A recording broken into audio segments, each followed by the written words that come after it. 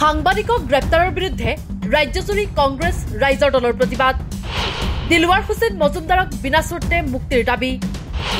সাংবাদিকৰ বাক স্বাধীনতা অক্ষুণ্ণ ৰখাৰ দাবী মুখ্যমন্ত্ৰী ডক্টৰ হিমন্ত বিশ্ব শৰ্মাৰ পুত্তলিকা দাহ প্ৰতিবাদীৰ দ্য ক্ৰছ কাৰেণ্টৰ সাংবাদিক দিলৱাৰ হুছেইন মজুমদাৰক গ্ৰেপ্তাৰৰ বিৰোধিতাৰে শনিবাৰে কংগ্ৰেছ আৰু ৰাইজৰ দলে ৰাজ্যজুৰি উত্তাল প্ৰতিবাদ সাব্যস্ত কৰে দুয়োটা বিৰোধী দলে পৃথকে পৃথকে সাব্যস্ত কৰে প্ৰতিবাদ সাংবাদিক দিলৱাৰ হুছেইন মজুমদাৰক বিনা চৰ্তে মুক্তি দিয়ক গণতন্ত্ৰৰ বিৰোধী বিজেপি চৰকাৰ আদি বিভিন্ন শ্লোগান দি আৰু প্লে কাৰ্ড লৈ দুয়োটা দলে সাব্যস্ত কৰে প্ৰতিবাদ লগতে দুয়োটা দলে মুখ্যমন্ত্ৰী ডক্টৰ হিমন্ত বিশ্ব শৰ্মাৰ প্ৰতিকৃতিও দাহ কৰে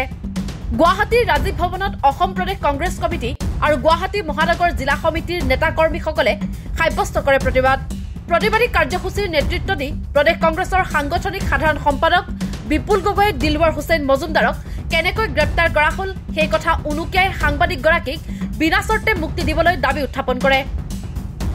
দ্য ক্ৰছ কাৰেণ্টৰ সিনিয়ৰ সাংবাদিক এডিটৰ শ্ৰীযুত দিলৱাৰ হুছেইন মজুমদাৰক বিনা চৰ্তে অসম চৰকাৰে মুক্ত কৰিব লাগে বুলি দাবী জনাই প্ৰতিখন জিলা কংগ্ৰেছ কমিটি আৰু ইয়াত আমি আজি দাবী জনাইছো আপোনালোক সকলোৱে জানে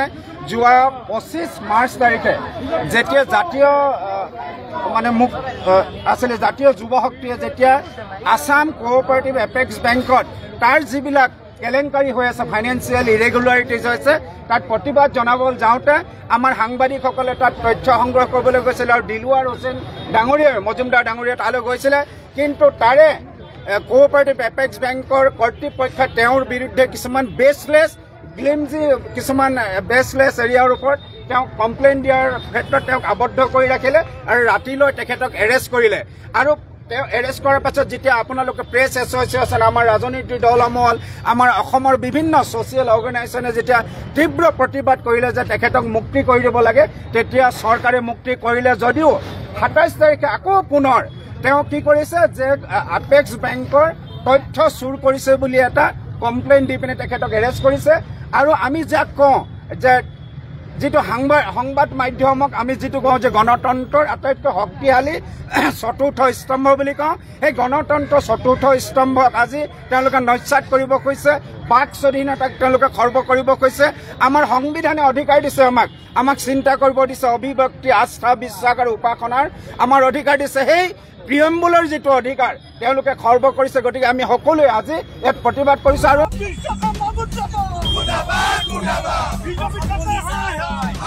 যোৰহাটৰ ৰাজপথতো কংগ্ৰেছে সাব্যস্ত কৰে প্ৰতিবাদ তিতাবৰ বিধানসভা সমষ্টিৰ বিধায়ক ভাস্কৰ জ্যোতি বৰুৱাৰ নেতৃত্বত দলটোৰ নেতাকৰ্মীসকলে সাব্যস্ত কৰে প্ৰতিবাদ বিধায়কগৰাকীয়ে কয় সংবিধান প্ৰদত্ত বাক স্বাধীনতা যাতে কোনো কাৰণতে খৰ্ব নহয় তাৰ বাবে সাব্যস্ত কৰা হৈছে প্ৰতিবাদ কাৰ্যসূচী লৈছোঁ যিটো সাংবাদিক নিগ্ৰহৰ যিটো ঘটনা হৈছে বিশেষকৈ যিটো কণ্ঠ ৰোধ কৰিবলৈ যিটো ব্যৱস্থা যিটো চলিছে এই ব্যৱস্থাৰ আমি ঘোৰ বিৰোধিতা কৰিছোঁ কাৰণ আমাৰ গণতন্ত্ৰৰ আমি চতুৰ্থ স্তম্ভ বুলি কওঁ সাংবাদিকতা গতিকে সাংবাদিকসকলৰ তেখেতসকলে নিৰপেক্ষভাৱে যি বাতৰি পৰিৱেশন কৰি দেশৰ পৰিস্থিতি ৰাজ্যৰ পৰিস্থিতি ৰাইজৰ আগলৈ তেখেতসকলে নিয়ে গতিকে তেওঁলোকক একেবাৰে মুকলিমূৰীয়াকৈ তেওঁলোকক বাতৰি পৰিৱেশন যাতে তেখেতসকলে কৰিব পাৰে সেই অধিকাৰত তেখেতসকলৰ কোনো কাৰণত খৰ্ব হ'ব নোৱাৰিব আৰু কংগ্ৰেছ দলে এই বাক স্বাধীনতা আজি আমাৰ যিটো সংবিধান প্ৰদত্ত এক অধিকাৰ এই সংবিধান প্ৰদত্ত অধিকাৰ কোনো কাৰণত যাতে খৰ্ব নহয় তাৰ কাৰণে আজি আমি যোৰহাটৰ জিলা কংগ্ৰেছে আজি আমি এই প্ৰতিবাদী কাৰ্যসূচী আমি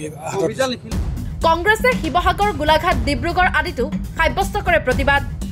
কংগ্ৰেছৰ সমান্তৰালকৈ ৰাইজৰ দলেও শনিবাৰে সাংবাদিক দিলৱাৰ হুছেইন মজুমদাৰক গ্ৰেপ্তাৰৰ বিৰোধিতাৰে ৰাজ্যজুৰি উত্তাল প্ৰতিবাদ সাব্যস্ত কৰে যোৰহাটত দলৰ তথ্য আৰু প্ৰচাৰ সম্পাদক দেৱাংগ সৌৰভ গগৈৰ নেতৃত্বত সাব্যস্ত কৰা হয় প্ৰতিবাদ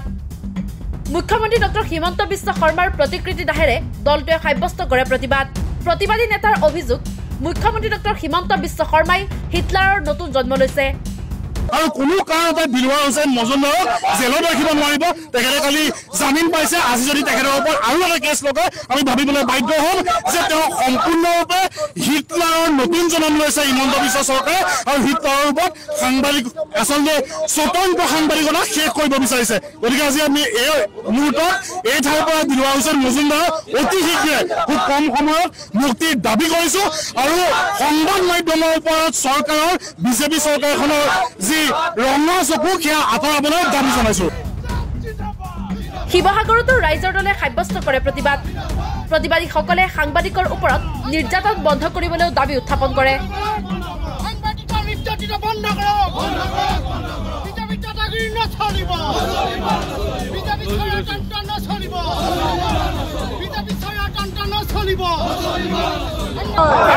দিলবাৰ হুছেইনক বাৰে বাৰে গ্ৰেপ্তাৰ কৰা ঘটনাটো এবাৰ জামিন পোৱাৰ পাছতো পুনৰবাৰ আকৌ তেখেতক গ্ৰেপ্তাৰ কৰা হৈছে। এই ঘটনাটো আচলতে এই বিজেপি চৰকাৰখনৰ হঠকাৰিতা স্বেচ্ছাচাৰিতাক প্ৰতিফলিত কৰিছে বুলি অনুভৱ কৰোঁ। এই এপেক্স বেংকৰ কেলেংকাৰীৰ লগত বিজেপি দলৰ ব্যাগুম নেতা জড়িত হৈ আছে আৰু সেইকাৰণে আচলতে তেখেতসকলে এই কেলেংকাৰী ঢাকি ৰাখিবৰ কাৰণে আচলতে দিলবাৰ হুছেইনক গ্ৰেপ্তাৰ কৰা। সাংবাদিকৰ ওপৰত এই নিৰ্যাতন অতি শীঘ্ৰে বন্ধ হ'ব লাগে। হিমন্ত বিশ্ব শৰ্মাক আমি সকীয়াই দিছোঁ। এই যদি সাংবাদিকৰ ওপৰত তেখেতসকলে যদি আক্ৰমণ বন্ধ নকৰে, নিৰ্যাতন বন্ধ নকৰে, তেতিয়াহ'লে 26 কিন্তু ইয়াৰ প্ৰতিফল তেখেতে বেয়াকৈ পাব লাগে। অনাগত পঞ্চায়ত নিৰ্বাচন তেখেতৰ প্ৰতিফল কিন্তু বেয়া হ'ব, এই কথাটো নিশ্চিত। ডিব্ৰুগড়তো দলটোৰ সাধাৰণ সম্পাদক চিন্ময় কছাৰীৰ নেতৃত্বত দলটোৱে সাব্যস্ত কৰে প্ৰতিবাদ। এনেকৈ ৰাজ্যজুৰি কংগ্ৰেছ আৰু ৰাইজৰ দলে সাংবাদিকক গ্ৰেপ্তাৰৰ বিৰুদ্ধে প্ৰতিবাদ সাব্যস্ত কৰে। এনে প্ৰতিবাদৰ পাছত চৰকাৰৰ চকু মেল খুৱাই নে নোখোৱাই সেয়াহে হ'ব গুৰুত্বপূৰ্ণ। নিউজ এক্স ৰিপৰ্ট, দি ক্ৰছ কাৰেণ্ট।